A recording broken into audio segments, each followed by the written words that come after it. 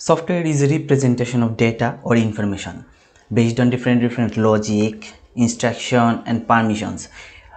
ওই বিষয়টা অনেকেই বুঝতে পারে না যারা ফ্রেশ গ্রাজুয়েট অথবা স্টাডি করতেছে সিএসসিতে।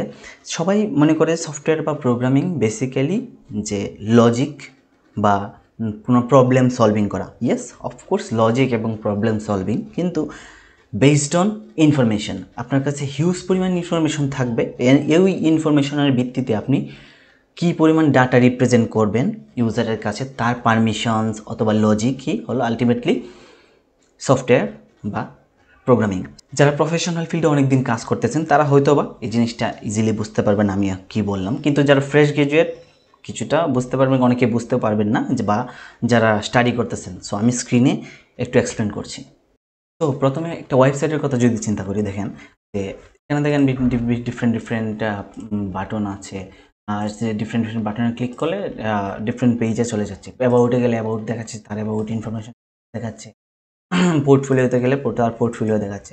আপনি অ্যাবাউটে গেলে অ্যাবাউট আসতেছে, অ্যাবাউট মানে দ্যাট মিনস ওই ওয়েবসাইটের ওনার তার ইনফরমেশন আসতেছে। বুঝলাম, ইনফরমেশন আসতেছে, কিন্তু আসতেছে কোত্থেকে? হিউজ পরিমাণ ডেটা থেকে আপনার যে কোনো একটা ইনফরমেশন করতেছে। যেটা হলো বিগ সফটওয়্যারের ক্ষেত্রে বা প্রফেশনাল সফটওয়্যারের ক্ষেত্রে এই জিনিসটাই ঘটে বা এই বিষয়টাই ঘটে।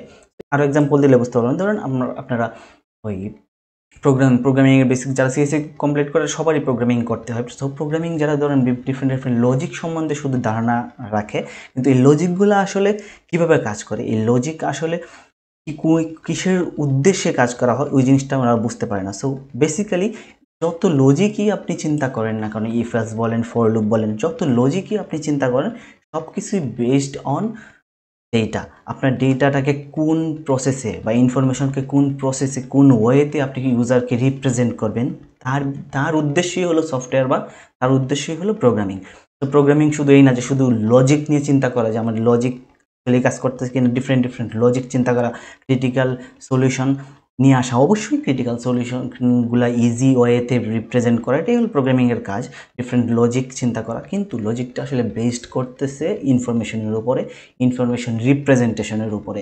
তো যত দ্রুত এই জিনিসটা ইউজার যারা বেসিক্যালি লার্নার, নতুন ফ্রেশার বা যারা সিএসসিতে পড়তেছে, তারা যত দ্রুত এই জিনিসটা বুঝতে পারে তত সফটওয়্যার ডেভেলপমেন্টের দিকে মুভ করাটা ইজি হবে। আদারওয়াইজ শুধু লজিক দেখবেন প্রফেশনাল ফিল্ডে গিয়ে তার একটু খাপ খাওয়াতে একটু সময় লাগবে, 1 বছর 1.5 বছর লাগবে।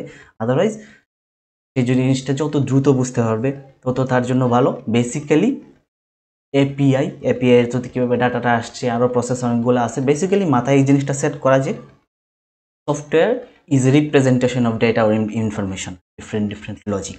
তো আবার একটা এক্সাম্পল দিই, সেটা হলো ধরুন ফেসবুক।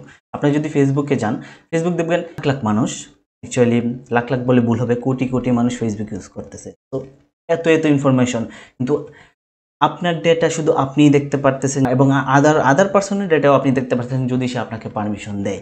তো ডেটা তো অনেক লাখ কোটি ইনফরমেশন আছে, কিন্তু লজিকের ভিত্তিতে, পারমিশনের ভিত্তিতে, ডিফারেন্ট ইনস্ট্রাকশনের উপর ভিত্তি করে বেসিক্যালি দেখা যাচ্ছে যে আপনাকে ডাটাগুলো শো করতেছে। আপনার ডাটা বলেন, অন্যজনের ডাটা বলেন, কোন পেজে গেলে কতটুকু দেখতে পারবে, লিমিটেশনস, সব কিছুই based on data and logic.